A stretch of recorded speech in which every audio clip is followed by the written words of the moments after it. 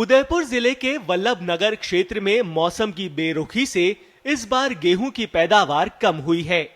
Corona काल में परेशानियों से जूझ रहे किसानों को रबी के मुख्य फसल गेहूं उत्पादन से निराशा हाथ लगी है।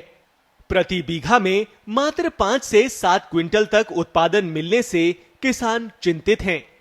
पिछले साल प्रति बीघा 10 से 12 क्विंटल तक उत्पादन हुआ था। प्राकृतिक कारणों की वजह से ये स्थिति पैदा हुई है। महंगे दामों पर जमीन ठेके पर लेकर खेती करने वाले किसान आज कर्ज में फंस गए हैं।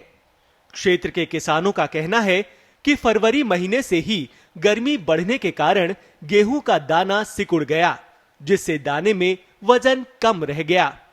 किसानों का कहना है कि गेहूं की फसल पर प्रति हेक्टेयर खर्च करीब 40,000 रुपए आता है और हर मौसम अनुकूल रहने पर ही 50 से 60 क्विंटल उत्पादन होता है।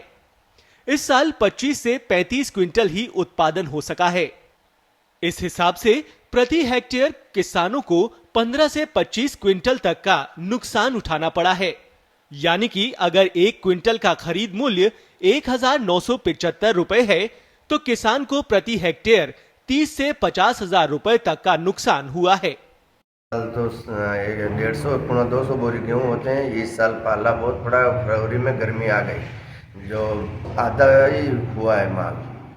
70-80 बोरी गेहूँ हुए और बहुत नुकसान हुआ। हर साल 12-13 बोरी के गेहूँ बोते हैं हर साल, तो इस साल आधे ही हुए हैं। किसान रबी की मुख्य फसल के रूप में गेहूं की बुवाई करते हैं। हर साल नवंबर में गेहूं की बुवाई की जाती है। इस बार वल्लभनगर उपखंड क्षेत्र में 22,000 हेक्टेयर पर बुवाई हुई है। इसमें गेहूं का रकबा 12,000 के करीब था।